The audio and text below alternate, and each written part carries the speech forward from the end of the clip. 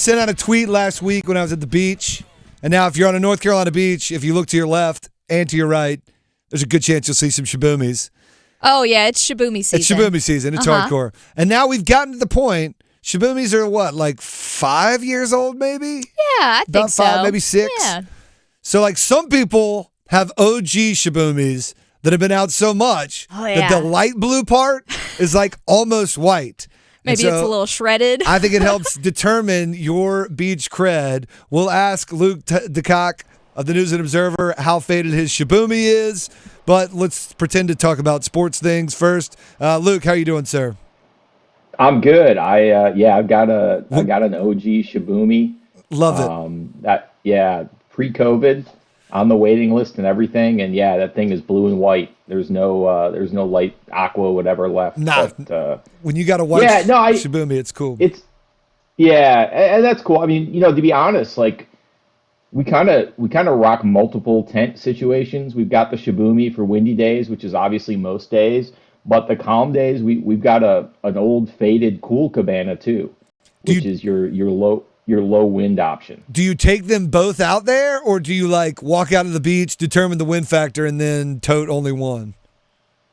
Tote only one, but so we usually drive to the beach. Not a long drive, but we drive in, and we keep both in the car during the summer. Yes. So I will say we have options.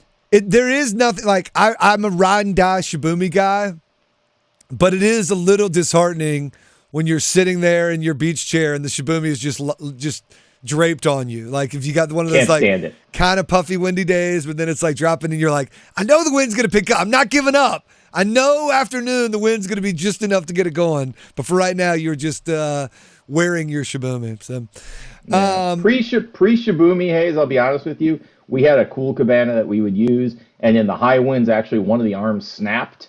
And that was when we decided we were going full Shibumi. So I'd say we're about 80% Shibumi, 85, 90% Shibumi, but that cool cabana for those calm, hot, steamy, sultry, sultry days where the wind's just not moving, that's your shade. That's good to have.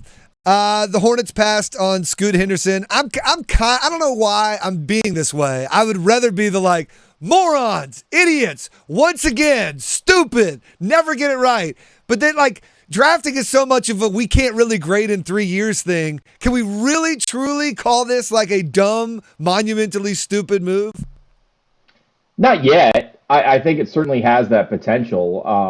Look, man, when you make a draft pick and your mascot hates it, that's unlocking an achievement. That is amazing. The mascot gets paid to pump people up. And the dude in the Hornet suit was like, oh, you got to be kidding me, man. Would I draft Brandon Miller in that spot? Absolutely not. But, for the Hornets' sake, if he turns out to be some sort of Kevin Durant light or, the big rangy guy who can go inside and shoot the three and is a threat to do a bunch of things, he'll be a good player for whatever team he forces a trade to in 4 years. So, in that case, it probably works out well for the Hornets. I would have taken Scoot in that spot because I think even if you're worried about him and LaMelo playing together, you in the end, those guys are both assets. You can trade the one who you don't want. Maybe you get more for one than the other in the long term. I think the long term play was to take Scoot. And I'll be honest with you, if I'm the Hornets and I'm looking at that roster and a new owner and all those things, and I'm thinking for the real long term, I'm going to trade down to a team that really wants one of those two guys, and I'm going to take the lighter, smaller French kid, the Bilal Koulibaly kid, and say, hey, this guy's got a chance. He may be a complete flop, but this guy's got a chance to be something, maybe not like Victor, but something pretty special. So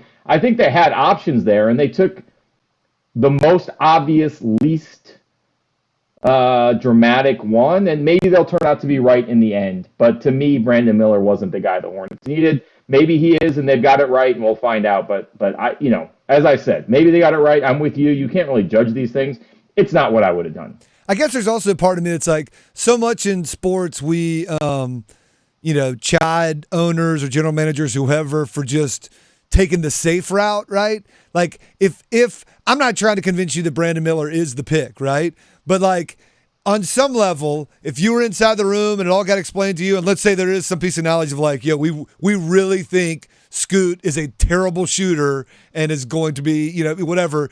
There's got to be some level of the easy thing to do would be the safe thing and take Scoot because then nobody will criticize you and you can just throw up in your hands and say, oh, we took the guy everybody said we should, right? Is there some level of, hey, they may be wrong, but I guess at least they were sticking with what they thought because they clearly weren't just going by public opinion? Yeah, I think that comes into play more with franchises that you trust. At this point, when you look at sort of the Panthers' current administration, now that it seems like sort of Scott Fitterer has been given the keys fully and they're not chasing after every shiny thing that comes on the market, I think I trust the Panthers. Like, again, Bryce Young is probably not the guy I'm going to trade up to draft number 1. But at this point, Frank Reich and Scott Fitterer, they've earned my trust a little bit that they have a plan and they're going to go about it. We got to see how it goes. I don't think with the Hornets, and look, the Hurricanes too. What I thought a couple of years ago, this is going way back, when Matt Duchene was on the market, that was the guy the Hurricanes needed, and it was kind of explained to me like you're talking about, hey, here's kind of what's going into it. This is why that's not a move we want to make. And I thought, okay, that's fine. Like, okay, that makes sense to me. Now, that was a Hurricanes regime that we trusted less. That was the Ron Francis, we won't make a trade unless you hold one of our children hostage regimes. But now this current regime, they want to let Dougie Hamilton walk or let Tony DeAngelo walk. People are like, okay, there's a plan there. I don't think the Hornets have earned that trust from anybody. Yep. And that's why even if Brandon Miller was the right pick, people are going to question it. As I said, maybe it is the right pick. It's not what I would have done, but I'm not an NBA GM, and I think we'll see how it goes. I don't ever remember, other than the Jets every year, a draft pick that unpopular with a team's own fans. I mean, that went over could not have gone over worse. I mean, people giving surrender cobras and yelling. I mean, the video is incredible. And they had time to prepare for it. Like, Woj had told them it was coming. Like, you may have held out hope that he was wrong, but I felt like people kind of thought it was going to be Brandon Miller, and they still were like, well, maybe it'll work. Is MJ, Michael Jordan as an owner, is his number one most successful move as an owner changing the name from Bobcats to Hornets? Is there anything better than that? Yeah. No, I mean, I don't know if there's anything that comes close really. I mean, he got it though, right? He understood that part of it. He didn't want to buy the Bobcats. He wanted the Hornets. Everybody wanted the Hornets. It was the franchise that people originally fell in love with, not some franchise named after a dude who founded a sports network that bottomed out before all the other sports networks have suddenly bottomed out. He was way ahead of the curve on that. But no, the Hornets is right in the way it should be, and they got that one right for sure. Back in the day, there used to be a joke. SAT is probably the wrong place to try it, but on your standardized test, there was well, if you just put C on everyone, you might get a 30, right? Like at worst, you should only get 25% right, and maybe you luck out because C's the most. If you just put C, you get 30%. Is there like an owner equivalent of that? Like if you just plugged in somebody that wasn't Michael Jordan and said, all right, every time you have to make a decision, we're just gonna either flip a coin or whatever, and just let total fate decide the franchise. Could things have gone worse for the Hornets under Michael Jordan? I don't know. I kind of felt like that's the way they were operating from afar. Maybe. I mean, that's not look, I'm not up on that franchise and the inner workings of that front office the way that I am, like the Hurricanes or to a slightly lesser extent the Panthers. I mean, the Hornets kind of exist out there, over there, and we just sort of make fun of them like that cousin who can't keep a job. But there's no question that Michael Jordan's tenure as an owner was not great. But hey, look, man. Really smart guys buy NBA teams and do things like Matt Ishbia putting Isaiah Thomas in charge. That is the last thing I would ever do if I bought an NBA team. How do you not know anything about his history as a general manager? He's like pulling a Costanza with his own franchise. That's unbelievable. Luke DeCock of the News and Observer joining us. All right, speaking of the NHL, they made a decision this week to get rid of the pregame jersey routine. On the one hand, this seemed like an obvious reaction to some of the issues that came up this year with players, choosing not to go out there in pride jerseys. So on the one hand, you could say they're backing down. This is a weak decision in the face of taking a stand. I will say slightly in their defense, in today's polarized world, sometimes it could seem like no-win situations when you see marketing snafus that people walk into, and you never know what the public is going to demand of you. So I do have some sympathy for them. How did you see the NHL's decision to just punt on pregame jerseys? I feel like they just kind of caved. Okay, so pride jerseys are shouldn't be controversial. Pride jerseys are controversial. People don't want to wear a jersey that says, "Hey, you're different than me and you're welcome here. We support you." Like, okay, fine. That's how you feel. Are these same people are going to get really aggrieved next year when they show up for Military Appreciation Night and the Hurricanes aren't in camo jerseys? Like, this is so stupid. These things are meaningless. They wear them for warm-ups. They auction them off for charity. Show some support. Be a real human. Wear the stupid jersey. It's such a stupid made-up controversy. Like, nobody gets all bent out of shape when the team comes out in lavender hockey fights cancer jerseys. Like, is there some player who's his religious beliefs make him pro-cancer so he can't wear the hockey fights cancer jersey? It's just, wear the pride jersey. All you're doing is showing some respect for a fellow human being. It doesn't mean you have to go out and march in a parade. It's just something you're doing for your fans. So I just think this is stupid. I thought it was stupid from the beginning. I just think it's a symptom of a sort of thing in our culture where we just don't care about other people's feelings anymore. It's just all about how does it make me feel? And there's just no respect for anybody else. Well, I do think that's the way it should be viewed. But what popped up this year, and you correct me if I'm wrong, obviously you will be the expert on this one. The Canes, did they skate in their pride jerseys before the game, or did they just have pride jerseys and a pride night? Because they had, I'm trying to remember. I remember parts of this. Some of it's a little hazy. Because there's some former Canes who became sort of the flashpoints of people who didn't want to wear the pride jerseys. Yeah. Yeah, one in particular. So, there were definitely, I don't believe they wore the jerseys because I think at least one team had already been through it. They did give players the option of using pride tape on their sticks in warm-ups, and I would say about 2/3 of the players, half to 2/3 of the players did use it. I do remember in warm-ups for that game sitting there trying to, with my terrible middle-aged vision, trying to see who had pride tape on their stick and who didn't. Not to call anybody out, but just to kind of get a sense, like I said, of what the fractions were. It just strikes me as the kind of thing, look what they did to Mahmoud Abdul Rauf when he didn't stand for the anthem, or I can't, what was it? He bowed his head or whatever it was he did. Like, it's just, we're doing this all over again, but the opposite way. It's also stupid to me. No, I agree. And I would like to ask players sometimes of I hate that it has been elevated to a level of you're not just showing support for a fellow human. It's been taken to mean, oh, well, this says something about you, what you're wearing, where it's like, well, you guys wear jerseys with logos for them all the time. You don't think about that doesn't mean you're supporting that business and everybody in and everything they do, right? Like, these are the people that make your uniform. Let's say there's a player who's a Quaker and a pacifist. I mean, I think he's probably not going to make a big deal about wearing the Military Appreciation Night camouflage jersey, even though it may conflict slightly with his beliefs, because you're showing respect for the troops. For the person, and somehow that's, mandatory in this country, whereas showing respect for people who are different is not. When is the Wyndham Championship?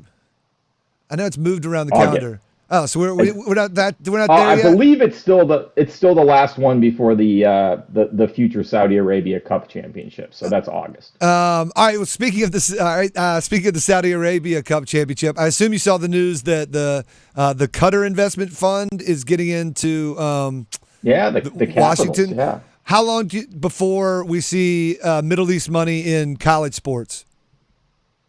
I don't know that the college sports market has the sort of international, the thing about the NBA and to a lesser extent the NHL, and definitely golf, definitely Formula One, obviously soccer, is it has that global market. So that's attractive for a kind of,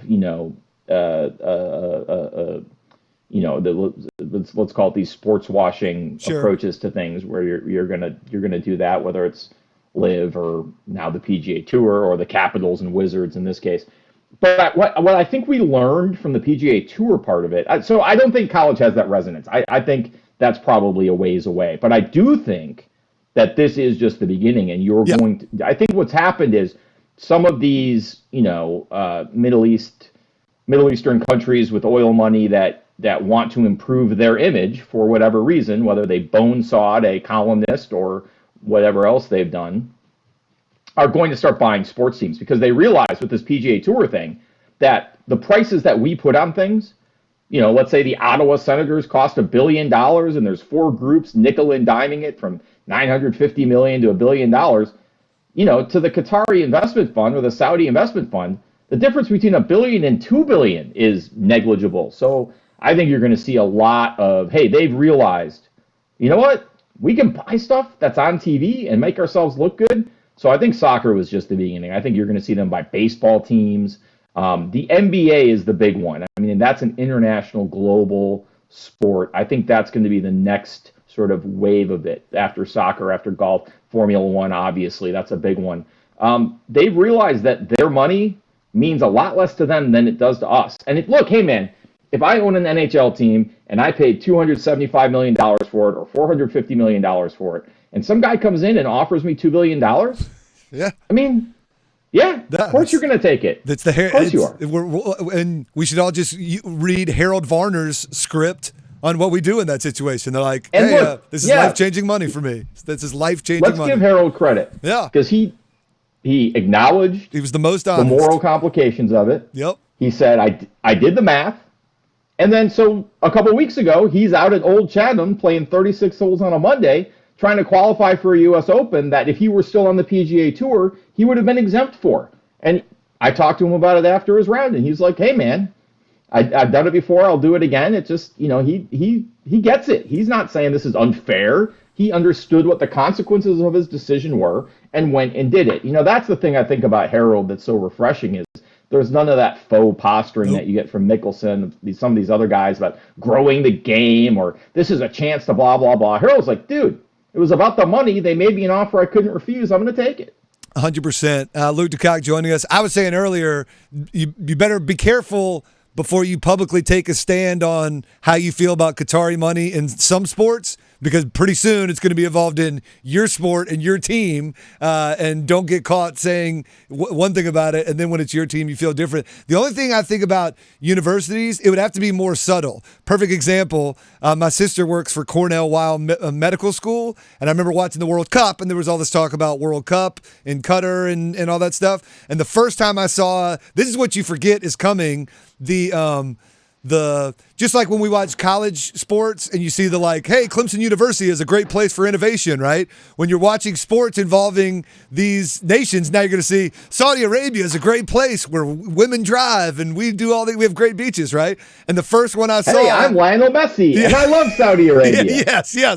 The first one I saw was like, come to Qatar, and all of a sudden there was a Cornell Weill Medical School, and I hit up my sister. I was like, wait, is there a medical school in Qatar? She's like, yeah, I'm speaking at their graduation this spring. So I could see, no, I don't see the Saudi fund saying we're endowing the Alabama football coach position, but I could see Alabama Medical School and some Middle East, team partner up and just starting the money flow that also maybe some money will go to athletics as well. Do you know what I mean? Yeah, maybe in the long run, but I do think sort of that university, look, man, nobody likes money more than university. I know. Like, that's what I mean. So I think you'll see it more, as you said, of sort of that academics. I mean, look, Duke has global campuses in China, and they might have one. I know the basketball team went to the Middle East one year. I can't remember if Duke has a campus there or not, but you're going to see more and more of that because that's where the money is. And look, I've written this, but the worst idea that Bill Friday ever had, he had a lot of really good ideas. I mean, Bill Friday was a genius in a lot of ways and saw a lot of this coming. Worst idea he ever had was putting college presidents in charge of athletics. Because if they were all like Bill Friday, we'd be fine. Right. But in the 21st century, the way you get promoted as a university president is by raising money. And these guys are going to squeeze every last nickel out of college sports, guys and girls, because it's both. It's not just, obviously it's college presidents, period, are going to squeeze every last nickel out of college sports because that's all they know how to do. There's no stewardship. There's no best interests of the program or the sport or the conference or the school. It's, oh, can we add UCLA and USC and add $12 to our television deal, even if our athletes are basically become, hollow-eyed, sleep-deprived zombies? Yeah, heck, let's do it. Why not? We can get another $8 out of Fox. They're going to squeeze every last nickel out of this to the detriment. We've seen it with all the conference realignment.